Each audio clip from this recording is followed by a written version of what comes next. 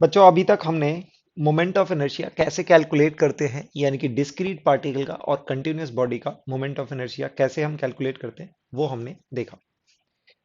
इस लेक्चर में हम देखने वाले हैं theorems related to moment of inertia. Moment of inertia से रिलेटेड दो थ्योरम हैं।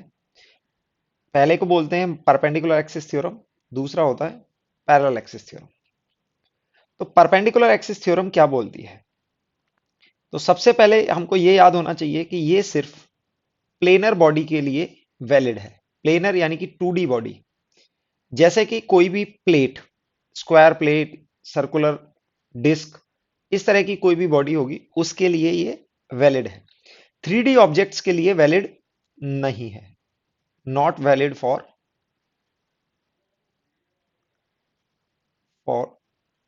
3 डायमेंशनल ऑब्जेक्ट्स। ऑब्जेक्ट्स के लिए वैलिड नहीं हो। अच्छा, इसको स्टेटमेंट में कैसे लिखते हैं? The moment of inertia of a planar body about an axis perpendicular to the plane. Perpendicular to the plane यानी कि जो भी बॉडी के प्लेन से परपेंडिकुलर है axis, is equal to the sum of its moment of inertia about two perpendicular axis concurrent with the perpendicular axis and lying in the plane of the body। अब ये तो बच्चों हो गया statement. इसको समझते हैं कि ये स्टेटमेंट क्या बोलता है। ये बोलता है कि जैसे ये प्लेनर बॉडी को आप कंसीडर करो, ये आपकी एक कोई भी प्लेनर बॉडी है। ये प्लेनर बॉडी कहां लाई करती है? It lies in X Y plane. X Y plane पर लाई कर रही है। तो हम moment of inertia about Z axis निकालेंगे। उससे पहले ये बोलते हैं moment of inertia about Z axis equals to moment of inertia about X axis plus moment of inertia about Y axis. यानी कि किसी भी पॉइंट पर हमने एक एक्स एक्सिस कंसीडर कर ली और ये वाई एक्सिस, तो एक्स वाई प्लेन में हमारी बॉडी लाई कर रही है। अब यहां पर अगर इसका moment of inertia X axis के अबाउट निकालें और moment of inertia Y axis के अबाउट निकालें, और यहीं से कॉनकरेंट यानी कि यहीं से पास होती हुई एक एक्सिस जो कि प्लेन के परपेंडिकुलर होगी, यानी कि बॉडी कहां लाई कर रही है? एक्स वाई प्लेन में। तो आपकी जो एक्सिस होगी which is perpendicular to the plane of body will be Z axis. Z axis क्या होगा? ये बॉडी के प्लेन से परपेंडिकुलर होगी। तो जेड एक्सिस के अबाउट जो मोमेंट ऑफ इनर्शिया होगा that will be sum of moment of inertia about X axis and moment of inertia about Y axis. अब यहां पर आपका एक्स और वाई क्यों है? क्योंकि आपकी बॉडी कहां पर लाई कर रही है? एक्स वाई प्लेन में। तो यहां पर वो एक्सिस आएंगी जिस प्लेन में बॉडी लाई कर रही है। इसका हम प्रूफ देखते हैं। सपोज करो यहां पर कोई आयत पार्टिकल है। आयत पार्टिकल का कोऑर्डिनेट है एक्स कॉमा वाई। ये हमने ओरिजिन कंसीडर कर लिया। तो moment of inertia about Y axis, Y axis से इस पॉइंट की दूरी आप देखेंगे तो ये कितनी दूरी होगी? वाई एक्सिस से जो दूरी होगी वो इसका एक्स कोऑर्डिनेट के बराबर होगी। एक्स कोऑर्डिनेट के बराबर होगी। तो सभी पार्टिकल के एक्स कोऑर्डिनेट का, तो हम moment of inertia about Y axis लिख सकते हैं, यानी कि sigma M I X I square, ये लिख सकते हैं। और moment of inertia about X axis हम क्या लिख सकते हैं? Sigma M I Y I square. ये कैसे लिख सकते हैं? एक्स एक्सिस से किसी भी पॉइंट के जिसके कोऑर्डिनेट हैं X comma Y, X axis से इसका डिस्टेंस होगा वाई के बराबर। क्योंकि ये देखो, ये एक्स एक्स एक्सिस पर ये एक्स है और वाई एक्सिस पर ये वाई है। तो अगर आप एक्स एक्सिस से डिस्टेंस देखेंगे तो वो कितना होगा? जो इसका वाई कोऑर्डिनेट होगा, तो ये वाई के बराबर होगा। और वाई एक्सिस से डिस्टेंस होगा एक्स कोऑर्डिनेट के बराबर। तो जब भी moment of inertia X axis के अबाउट लिखेंगे तो M I Y I square लिखेंगे। अच्छा बच्चों, तो यहां पर अगर हम जेड एक्सिस के अबाउट लिखते हैं moment of inertia about Z axis, that is sigma M I R I square लिख सकते हैं।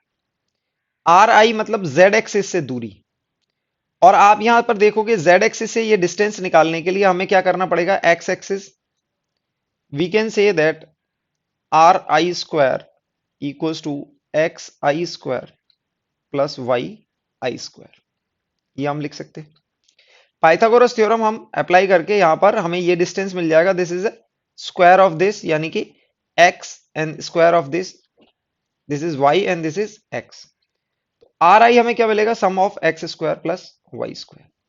तो यहां पर हम z को हम लिख सकते हैं सिग्मा एम आई, और आर आई स्क्वायर को हम ब्रेक कर सकते हैं x I square plus Y I square.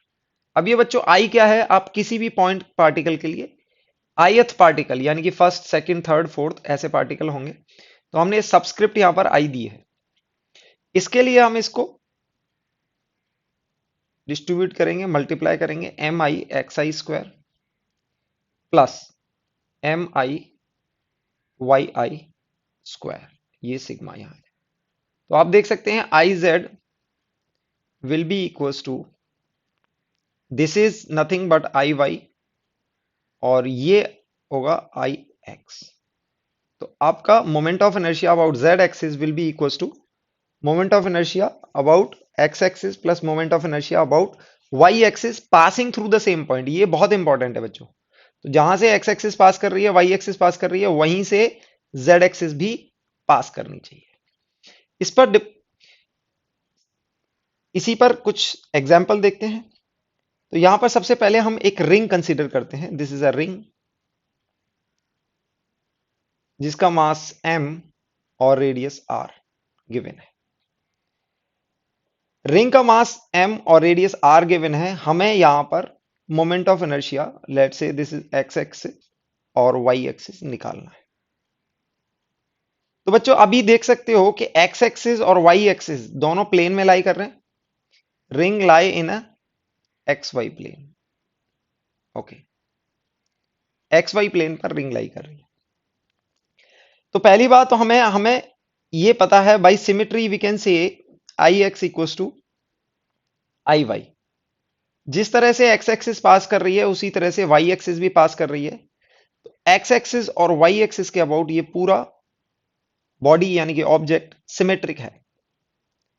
The orientation of the object about X axis and Y axis is same, so we can say that they are symmetric.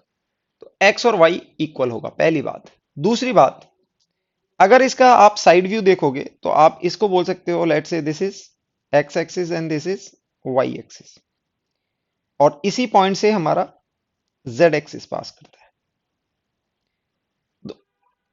Perpendicular axis theorem apply करके हम बोल सकते हैं I Z equals to I X plus I Y, ये हम बोल सकते हैं।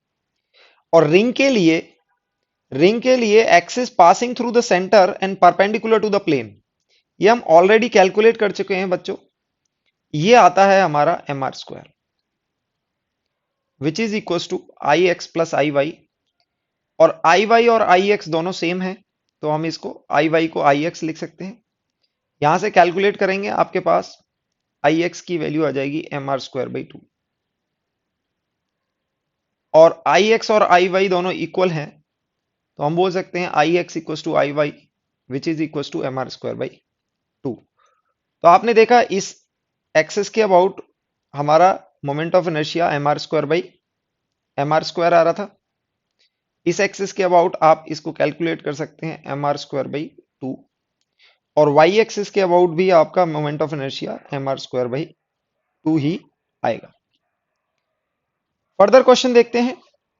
यहां पर एक एग्जाम्पल दिया हुआ है, यहां पर हमने डिस्क कंसीडर की हुई है, disc disc with mass m radius r lying in again xy plane. आप डिफरेंट भी ले सकते हो, लेट्स से हम इसको yz प्लेन ले लेते हैं, let's say this is yz plane, this axis is y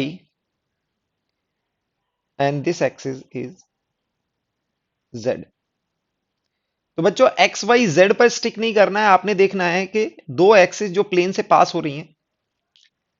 तो आप इसको साइड व्यू अगर देखोगे तो ये आपको वाई एक्सिस मिलेगी, ये जेड एक्सिस मिलेगी, और ये एक्स एक्सिस मिलेगी। अब जिस प्लेन में, किस प्लेन में लाई कर रहा है, वाई जेड में, और प्लेन के परपेंडिकुलर कौन सा है, एक्स एक्सिस। तो आपको परपेंडिकुलर एक्सिस थ्योरम से ऐसे मिलेगा, आई एक्स जो कि परपेंडिकुलर है किसके, वाई और जेड के। आप देखेंगे आरएचएस में कौन से आ रहे हैं, जिस प्लेन में बॉडी लाई कर रही है। तो हम यहां पर I X I Y I Z का रिलेशन कुछ इस तरह से होगा, I X is sum of I Z plus I Y, क्योंकि जेड और वाई में बॉडी लाई कर रही है। तो आप इस तरह से आप इसको लिख सकते हैं।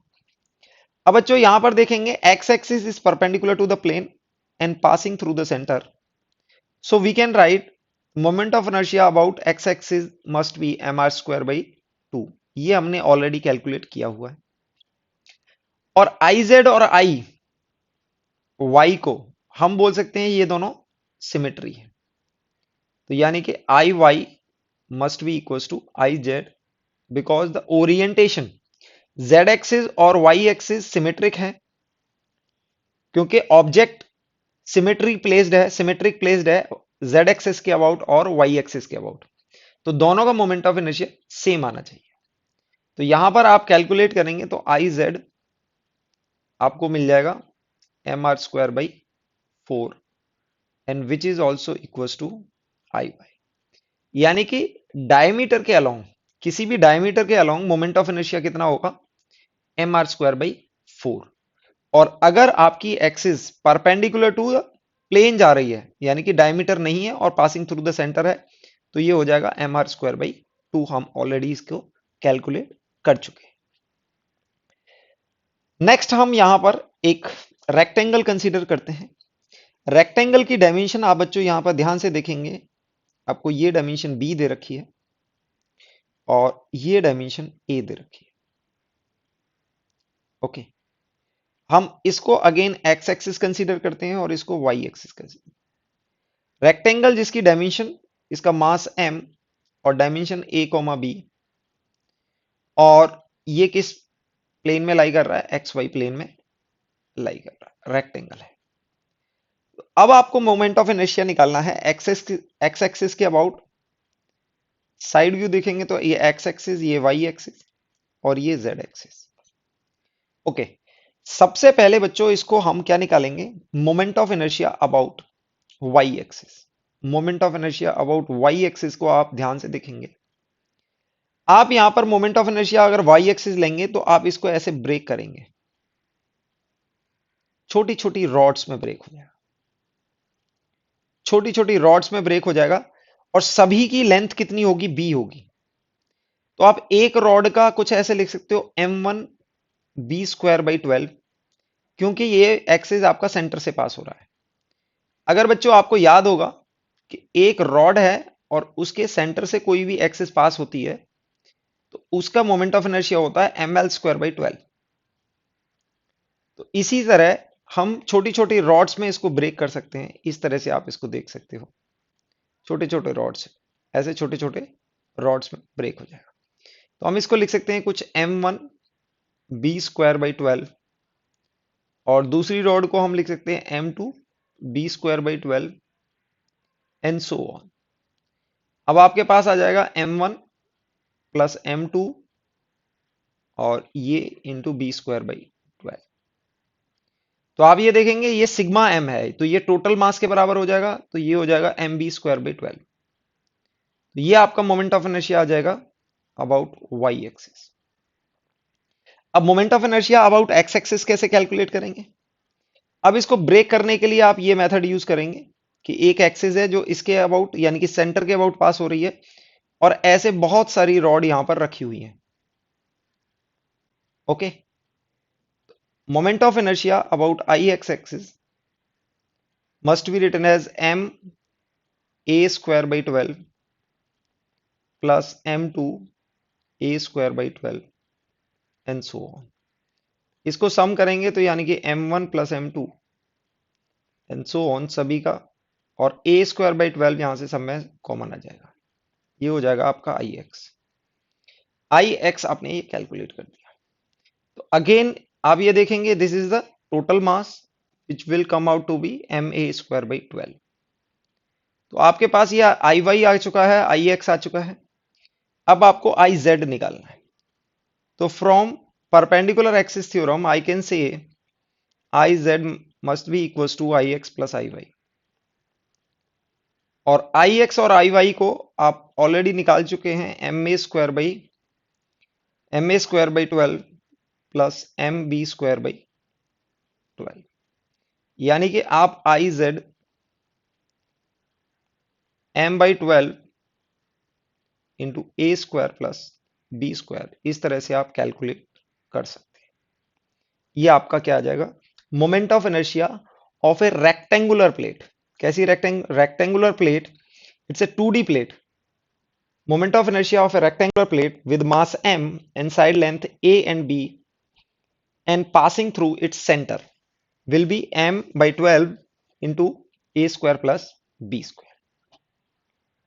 नेक्स्ट हम थ्योरम स्टडी करते हैं, उसको बोलते हैं पैरेलल एक्सिस थ्योरम। इसको ध्यान से देखना बच्चों, पैरेलल एक्सिस थ्योरम क्या बोलती है। अच्छा, parallel axis theorem valid for all sort of objects. किसी भी तरह का ऑब्जेक्ट है, ये सभी के लिए वैलिड होती है, इसी में कोई भी लिमिटेशन नहीं है। स्टेटमेंट क्या बोलता है पैरेलल एक्सिस थ्योरम का? A moment of inertia of a body about an axis equals to the sum of moment of inertia of the body about a parallel axis passing through its centre of mass and the product of its mass and the square of distance between two parallel axes। ये statement क्या बोलता है? ये statement बोलता है कि अगर आपके पास ऐसे ये 3D बॉडी है, 3D बॉडी है और यहां से this is your centre of mass, this is your centre of mass, O आपका क्या है? Centre of mass. ओके, अब ये 3D बॉडी है तो इसमें प्लेनर लेमिना का कोई कंसेप्ट नहीं है। आप कोई भी एक्सिस आप ले सकते हो। लेट से आपने आई जेड ली, आई जेड के अबाउट हम जो मोमेंट ऑफ इनर्शिया लिखेंगे उसको लिखेंगे आईसीएम। Okay, ICM. और हमने मोमेंट ऑफ इनर्शिया निकालना है आई जेड प्राइम। अब आप देखेंगे I Z axis, Z axis and Z prime axis are parallel with distance, आप ए डी कुछ भी लिख सकते हो, ए बिटवीन देम। दो एक पैरेलल एक्सिस हैं, ये z है और ये z प्राइम है। z is passing through centre of mass, z is passing through centre of mass, z prime is not passing through centre of mass, it is a distance apart, A distance दूर पर है। तो हम यहां पर आई Z prime कैसे लिख सकते हैं?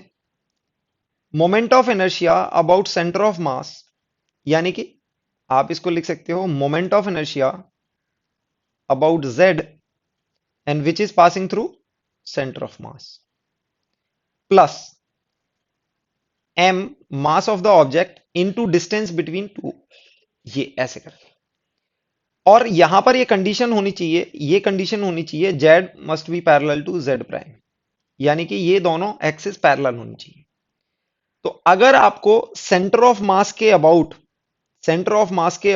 एक एक्सिस के अबाउट आपको मोमेंट ऑफ इनर्शिया पता है, तो इससे ए डिस्टेंस पर किसी भी एक्सिस के अबाउट बस ये मल्टीप्लाई करके आप मोमेंट ऑफ इनर्शिया निकाल सकते हैं।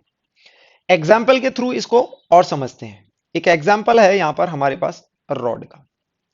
जैसे बच्चों ये रॉड है, इसका मास हम m और लेंथ l कंसीडर करते हैं, और इसको हम, इसका सेंटर बच्चों, इसका सेंटर ये होगा, और इसके सेंटर से पास होती हुई कोई भी एक्सिस अज्यूम करते हैं, ये z एक्सिस, ये इसका सेंटर ऑफ मास हो गया o इज सेंटर ऑफ मास।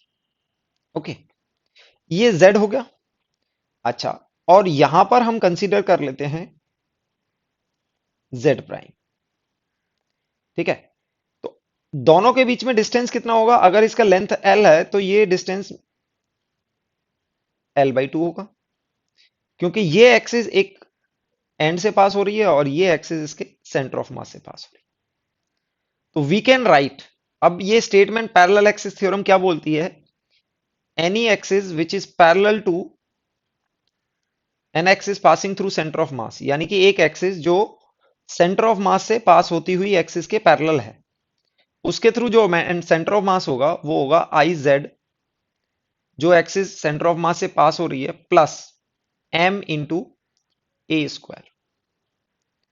अब यहां पर ए की वैल्यू क्या होगी बच्चों? ए की वैल्यू होगी L/2। और आई जेड आपको अगर याद हो तो आई जेड हमने निकाला था रॉड का विद सेंटर होता है ml² 12।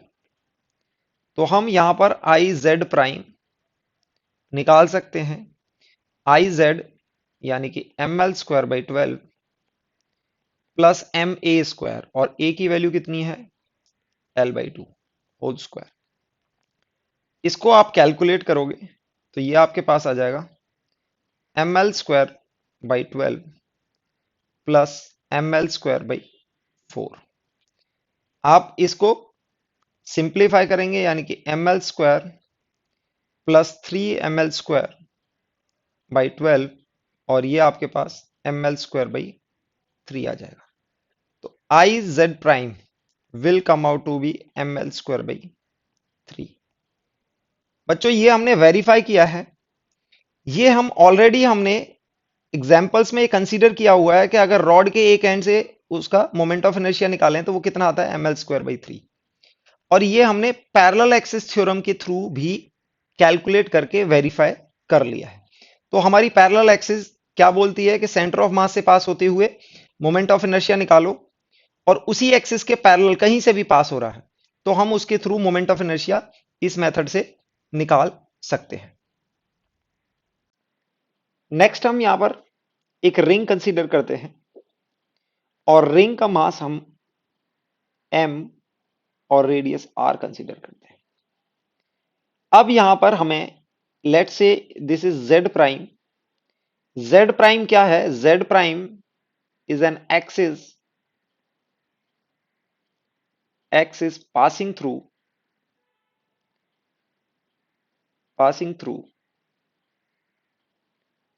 द पैरामीटर या periphery and perpendicular to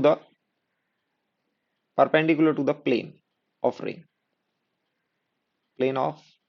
ring के परपेंडिकुलर।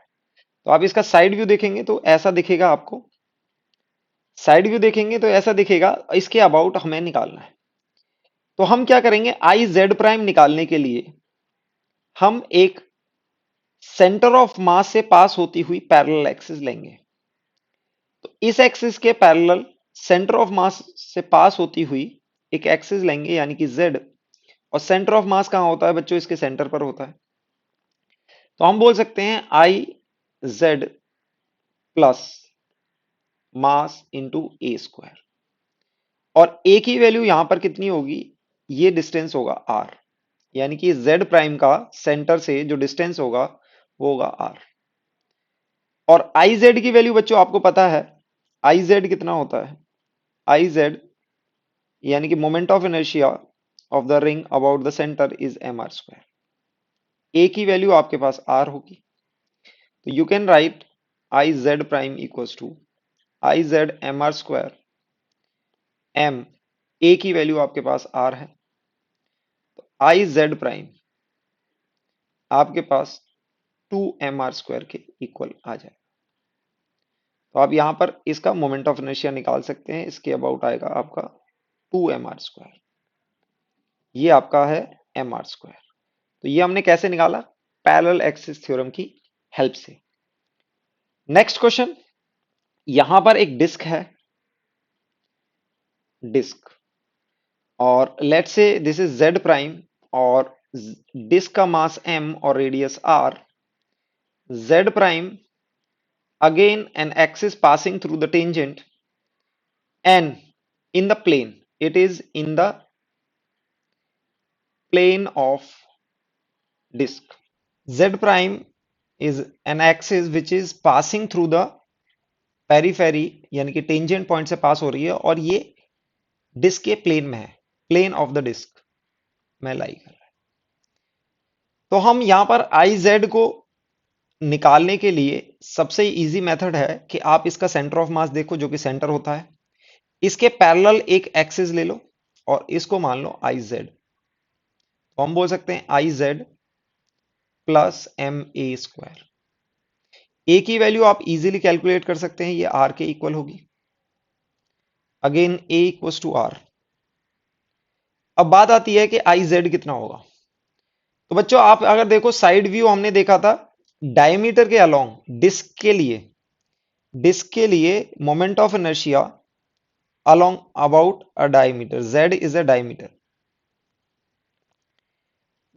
के along हमने निकाला था m/4। ये हमने परपेंडिकुलर एक्सिस थ्योरम्स की मदद से निकाला था। तो ये हो जाएगा mr²/4 और आई जेड प्राइम क्या हो जाएगा, आई जेड यानी कि mr²/4 प्लस m। ए की वैल्यू हमारे पास r है तो r² हो जाएगा। कैलकुलेट करेंगे तो आई जेड प्राइम की वैल्यू आपके पास 5/4 mr² आ जाएगी। ये आपके पास आई जेड प्राइम आ जाएगा। नेक्स्ट यहां पर एक हॉलो स्फीयर कंसीडर किया है। हॉलो स्फीयर एक 3D ऑब्जेक्ट है, this is a 3D object. अब आपको इस पॉइंट के यानी कि इस जेड प्राइम के अबाउट मोमेंट ऑफ इनर्शिया निकालना है। तो हॉलो स्फीयर का सेंटर ऑफ मास भी कहां होगा, सेंटर पर होगा। अगेन हम यहां से पास होती हुई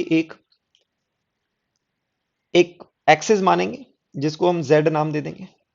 जेड दे सकते हो, एक्स दे सकते हो, वाई दे सकते हो, कुछ भी आप नाम दे सकते हो। दोनों के बीच में इसका मास, हॉलो स्फीयर का मास m और रेडियस r हमने माना हुआ है। तो दोनों एक्सिस के बीच में डिस्टेंस अगेन क्या होगा, r होगा। तो यहां पर ये पेरीफेरी से यानी कि ये टेंजेंशियल पॉइंट है, इससे पास होती हुई एक्सिस के अबाउट मोमेंट ऑफ इनर्शिया निकालना है। तो बच्चों सबसे पहले इसके लिए आपको जानकारी होनी चाहिए आई जेड, यानी कि moment of inertia about diameter is. Solid sphere का हमारा 2/5 आता है, लेकिन हॉलो स्फीयर का आता है 2/3 mr²। आप इसको याद कर लेंगे। और यहां पर हम आई जेड प्राइम को हम लिख सकते हैं I Z plus m a²। I Z की वैल्यू होगी आपकी 2/3 mr² और a की वैल्यू आपकी r होगी। इसको आप कैलकुलेट करेंगे तो I Z prime equals to 2, that is 5/3 mr²। ये आप देख सकते हो आई जेड प्राइम क्या हो जाएगा, 5/3 mr²। चूंकि हमारी पैरेलल एक्सिस थ्योरम 2D और 3D दोनों ऑब्जेक्ट्स के लिए वैलिड है, तो हम किसी भी ऑब्जेक्ट पे पैरेलल एक्सिस थ्योरम इजीली निकाल सकते हैं। इसके बाद हम देखते हैं moment of inertia of the bodies having the cavity. Cavity यानी कि आपको एक डिस्क दे रखी, this is a ring, sorry disc, this is a disc with cavity. ये आपको एक डिस्क दे रखी है जिसमें आपके पास ये कैविटी है, कैविटी है। Okay okay. Mass of the disc, mass of complete disc is m and radius is r। So अगर आप ये पोर्शन इसमें से ये रिमूव कर देते हैं तो हमें इसका यानी कि we need to find moment of inertia about an axis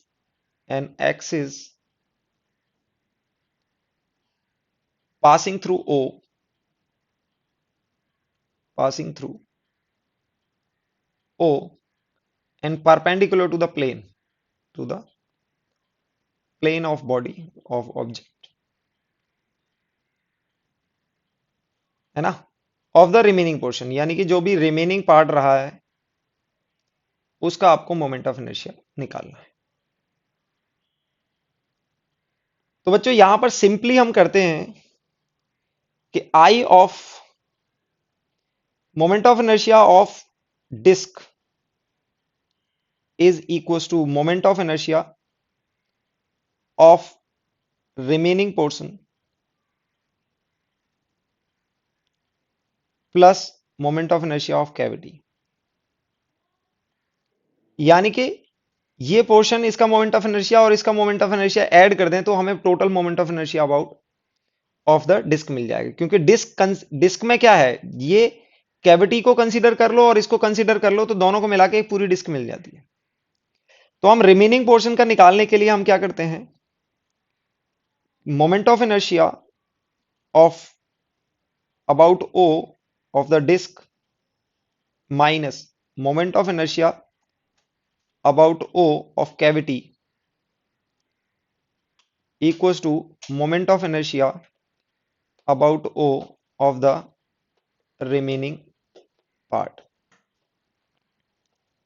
तो बच्चों यहां पर हम रिमेनिंग पोर्शन का मोमेंट ऑफ इनर्शिया निकालेंगे तो पहले moment of inertia of disc about O and moment of inertia of cavity about O निकालेंगे।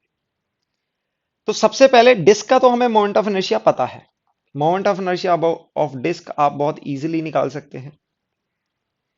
यानी कि यहां पर एक एक्सिस आपने कंसीडर की और इसका मोमेंट ऑफ इनर्शिया आपको पता है mr² 2 इजीली निकाल।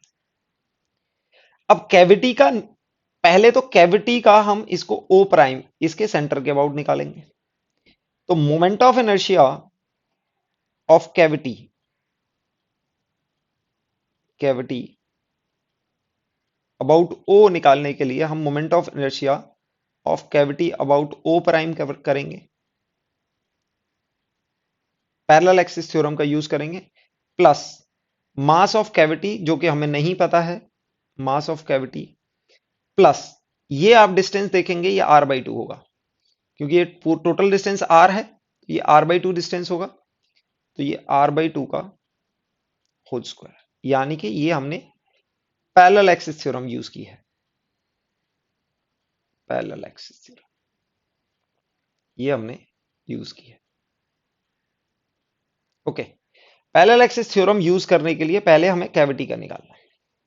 तो कैविटी का निकालने के लिए बच्चों आप सबसे पहले ये देखेंगे कि radius of cavity mass is proportional to radius का स्क्वायर। आप ये कह सकते हो mass is proportional to area क्योंकि 2D बॉडी है और it is proportional to radius का स्क्वायर, ये बोल सकते हो। कभी भी जो 2D प्लेनर बॉडी होंगी वो उसका मास हमेशा एरिया के प्रोपोर्शनल होगा, जितना बड़ा एरिया होगा उतना ही ज्यादा बड़ा मास होगा। तो एरिया के प्रोपोर्शनल आपका मास होता है, यानी कि हम मास को लिखते हैं मास per unit area into area.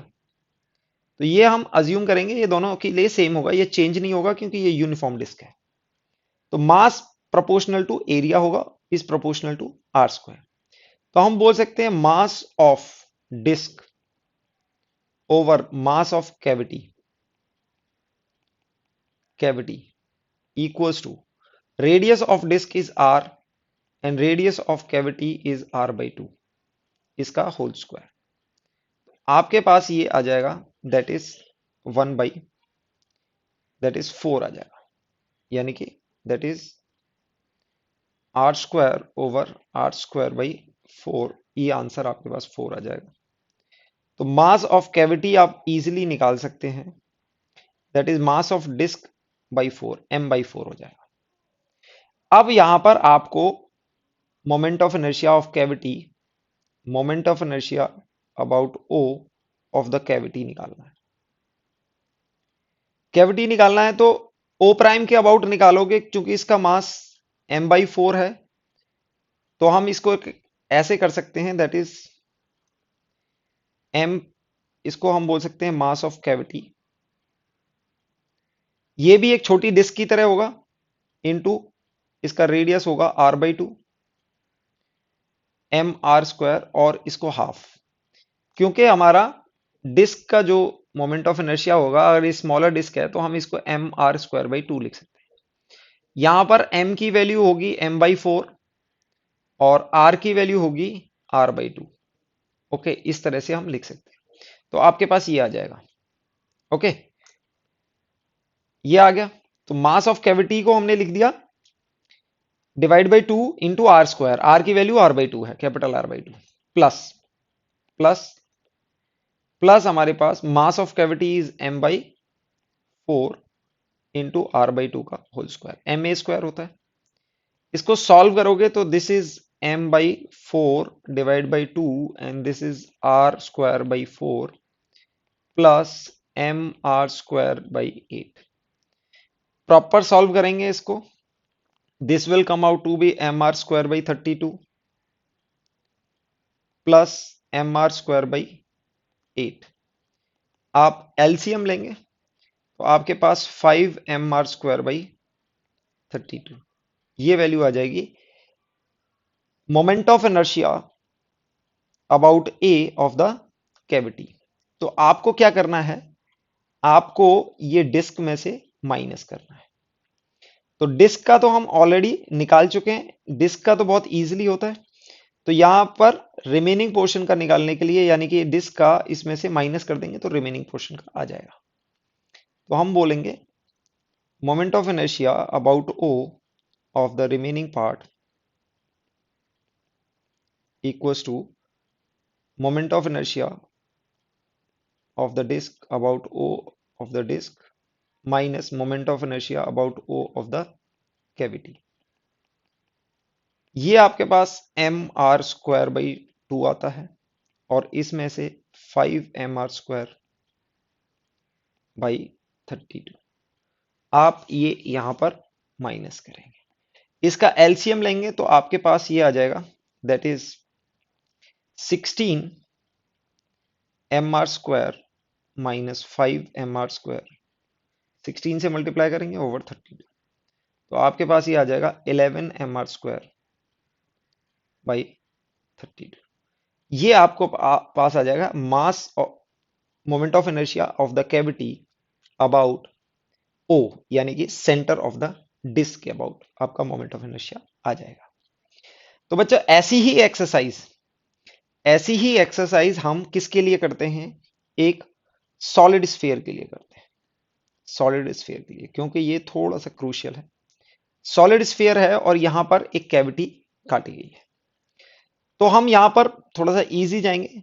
तो this is mass M radius R, ये होगा ओके।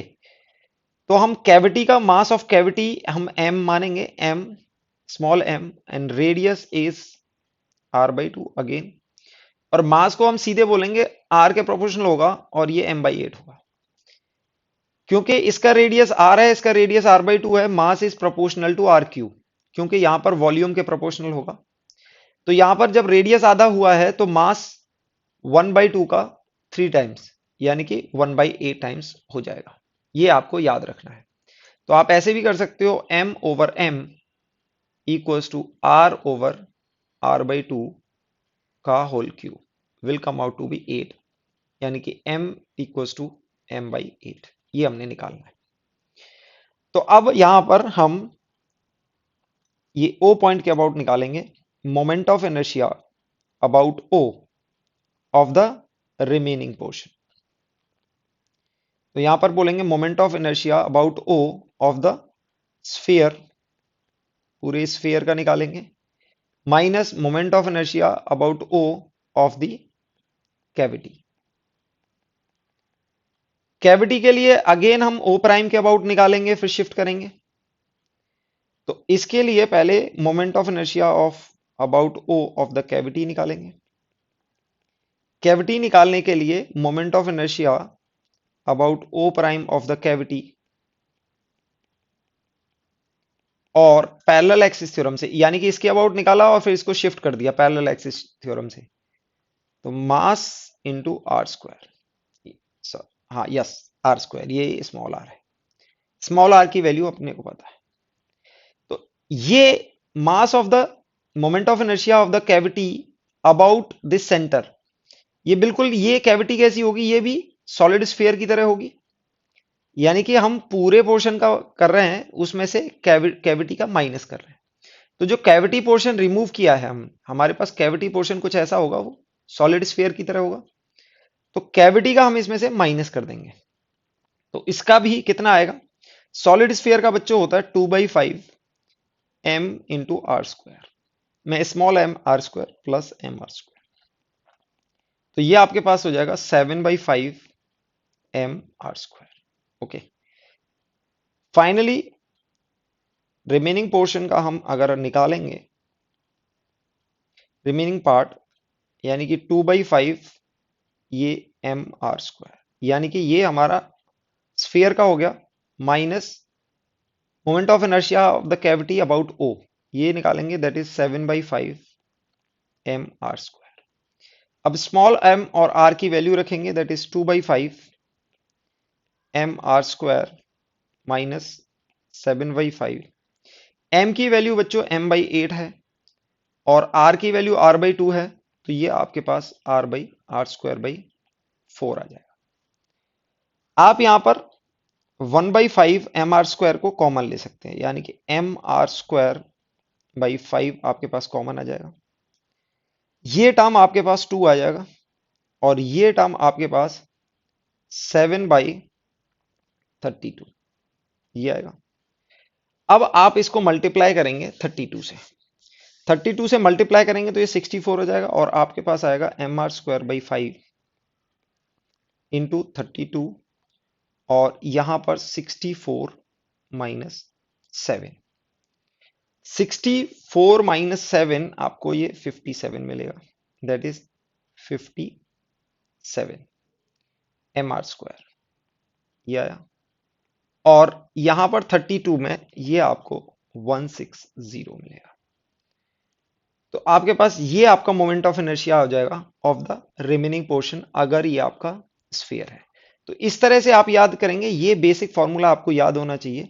बट आप में ये कैच जो है ये ध्यान रखना है कि आपको कैविटी का डायरेक्ट नहीं सब्ट्रैक्ट करना है, बट कैविटी का मोमेंट ऑफ इनर्शिया लेके यहां पर शिफ्ट करना है।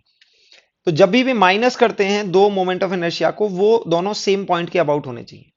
यानी कि डिस्क का आपने ओ पॉइंट के अबाउट निकाला, कैविटी का ओ प्राइम के अबाउट निकाला और कैविटी का फिर यहां शिफ्ट करके ओ के अबाउट निकाला, तब आप उनको सब्ट्रैक्ट करेंगे और moment of inertia of the remaining portion निकालेंगे। Next is moment of inertia of compound bodies. Compound bodies क्या है? जैसे आपको एक रॉड दी हुई है और रॉड पर के एंड पर एक मास अटैच कर दिया जिसका मास है स्मॉल m। तो इस बॉडी का इस एक्सिस के about, late say this is O, O के अबाउट आपको मोमेंट ऑफ इनर्शिया निकालना है, दिस इज एक्सिस दिस। तो यहां पर हम बोलेंगे that moment of inertia about O is moment of inertia of rod about O plus moment of inertia of point mass about O। तो यहां पर total moment of inertia of the body हम निकालने के लिए, रॉड का आपको याद होगा एक एंड के अबाउट होता है ml²/3, और यहां पर अगर पॉइंट मास देखेंगे तो डिस्क्रीट पार्टिकल की तरह बिहेव करेगा जिसका डिस्टेंस होगा एक्सिस से l, और ये आपके पास आ जाएगा ml² ओनली। तो आपको टोटल मोमेंट ऑफ इनर्शिया कितना मिल जाएगा? Moment of inertia of the rod plus moment of inertia of the particle. इस तरह से आप moment of inertia of the compound bodies निकाल सकते हैं। नेक्स्ट आता है आपका radius of gyration. Radius of gyration, ये रेडियस ऑफ जायरेशन बच्चों कुछ भी नहीं है कि किसी का भी मोमेंट ऑफ इनर्शिया जो भी आया है आप उसको मास इंटू के स्क्वायर से रिप्रेजेंट कर सकते हैं। तो देन के इज कॉल्ड, के इज रेडियस ऑफ जायरेशन। यानी कि आपको के निकालने के लिए आप क्या करेंगे? Moment of inertia about any axis divide by M का रूट, तो ये आपको सीधे रेडियस ऑफ जायरेशन दे देगा। तो जैसे फॉर एग्जांपल हम यहां पर कंसीडर करते हैं, जैसे आपके पास एक रिंग है, रिंग के सेंटर के अबाउट अगर मोमेंट ऑफ इनर्शिया है, रिंग के सेंटर के अबाउट मोमेंट ऑफ इनर्शिया होता है M R square, you can write it as M K square and K will come out to be R. तो radius of gyration about of the ring about the centre will be R. और अगर इस axis के about आपने radius of जाइरेशन आपने निकाला। दूसरा example consider करते हैं, जैसे एग्जांपल यहां पर आपने एक डिस्क कंसीडर की है, this is disc and this was a ring. Disc के सेंटर के अबाउट आप moment of inertia about the centre is mr square by 2. If you write it as a mk square, then k की value will come out to be r by root. तो about the center radius of gyration about the center of the disk will be r by root 2. तो इस तरह इस k को हम क्या define करते हैं, रेडियस ऑफ जाइरेशन।